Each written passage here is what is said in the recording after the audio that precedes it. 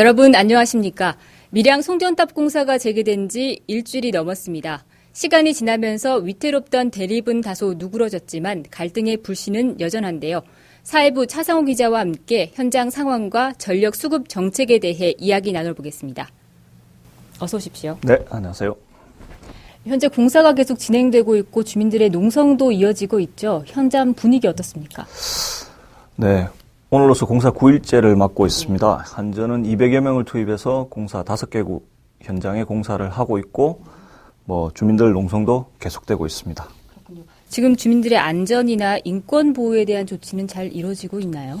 예, 반대 대책위에서 길을 통제하고 주민들의 이동권을 막는 것에 대해서 인권위에 긴급 구제를 요청을 했는데 인권위가 받아들이지 않았습니다. 주민들이 좀 반발을 하고 있고 대신에 경찰도 이 전국적인 관심이 집중된 지역이다 보니까 아직까지 무리한 조치나 이런 걸 하지 않아서 큰 충돌은 없는 상황입니다. 그렇군요. 이 물리적 충돌에 대해서는 워낙 보도가 많이 됐으니까 우리는 정책적인 문제에 대해서 이야기 좀 들어봤으면 좋겠습니다.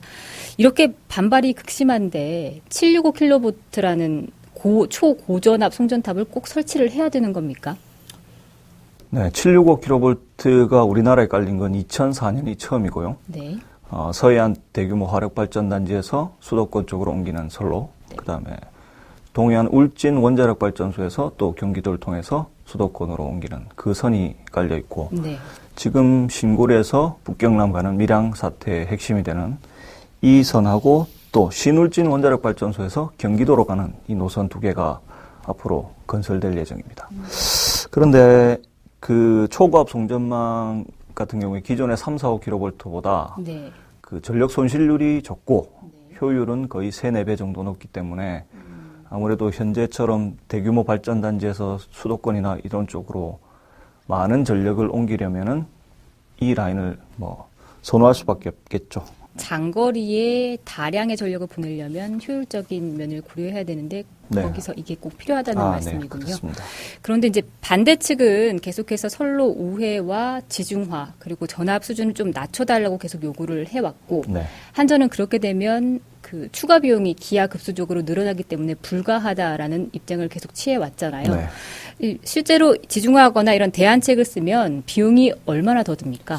예, 765를 345로 전환을 하려면 양쪽에 별도의 변전소를 설치해서 전압을 높여주거나 낮춰주는 시설이 필요하고 라인도 더 많이 깔아야 됩니다. 네네. 한전에서는 12년간 2조 7천억 정도 예상을 하고 있고 주민들은 4분의 1 수준 6천억 정도면 가능하다 맞서고 있는 상황입니다. 근데 이게 양측의 수치가 어떤 네. 게 더 정확한지는 아직 모르는 거 아닙니까? 네, 이 전문가 협의체에서도 이 부분에 대해서는 사실 결론이 나지 않았고 논란이 있었고 이견이 있었기 때문에 네. 아직 어느 것이 맞다 아니다라고 판단하기는 어려운 것 같습니다. 그런데 이 외부에서 전기는 쓰면서 왜 송전탑은 못 짓게 하냐. 이거 밀양 시민들의 님비 현상이 너무 지나친 거 아니냐 이런 지적들을 하고 있는데요. 네. 실제로 이 전기를 다 밀양 시민들 그리고 경남 사람들이 쓰는 겁니까? 네, 이 전력 소비와 관련해서 이 메커니즘을 좀 알 필요가 있는데 네. 기본적으로 우리나라 전체 전력 소비의 절반 가까이를 수도권에 썼습니다. 네. 그런데 수도권 근처에 있는 발전 설비는 소비량의 절반이 안 되거든요. 그렇군요. 경남을 예로 들면 삼천포하고 하동에 있는 화력발전소가 거기서 생산하는 전기량이 경남의 전체 소비량의 2배가 넘거든요. 네. 그렇게 따지면 경남은 전기가 모자라지 않거든요. 이 전력들이 결국 모자라는 수도권으로 보내기 위해서 충청도든 전라도든 거기서 생산된 전력을 보낼 수밖에 없는 거죠. 그러니까 님비 현상이라고 하기에는 오히려 수도권에서 님비 현상이 아닌가. 발전단지들 다른 지역에 다 있으니까. 약간 호도된 측면이 네. 없지 않아 있는 것 같네요. 그리고 이제 얼마 전에 한전 사장이 한 방송에 출연해서 지난 여름처럼 블랙아웃이 없으려면 네. 이 밀양의 초고압 송전탑이 꼭 들어서야 된다. 그러니까 좀 공사를 할 수 있게 해달라. 이렇게 좀 호소를 했는데 실제로 밀양의 송전탑이 들어서면 블랙아웃 문제가 완전히 해소가 될 수 있는 겁니까? 네, 이 문제와 관련해서 좀 시사하는 바가 큰 자료가 최근 나왔습니다. 네.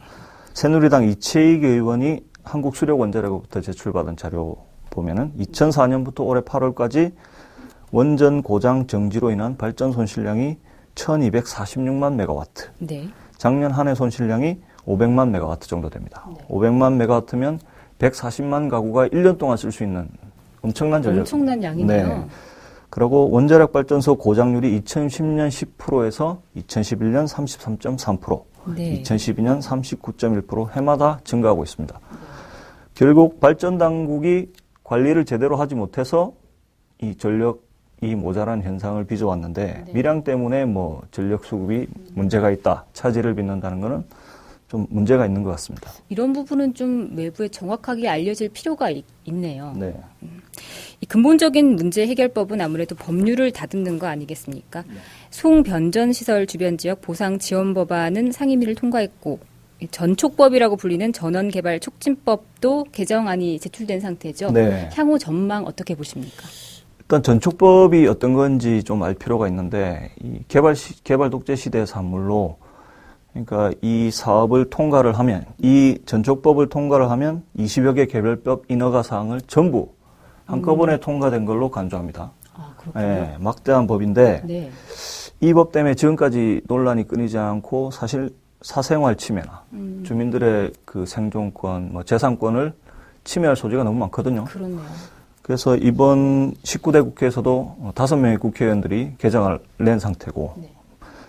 그리고 당연히 보상도 사실 부족했거든요. 네. 그래서 이 보상과 관련한 송주법이 밀양 사태 때문에 송주법이 지금 상임위는 통과했고 법사위하고 본회의를 남겨두고 있습니다. 네. 다만 이 송주법 같은 경우는 야당 의원들이 반대를 했거든요. 상임위 통과 과정에.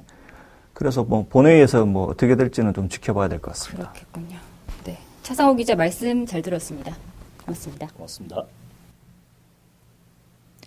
국가는 개인의 인권과 행복 추구권을 보장해야 한다고 헌법에 나와 있습니다. 밀양 주민을 님비라고 비난하기 전에 국가와 국제기관의 책임과 의무를 먼저 되짚어봐야 하는 거 아닐까요? 지금까지 뉴스 인사이드였습니다. 고맙습니다.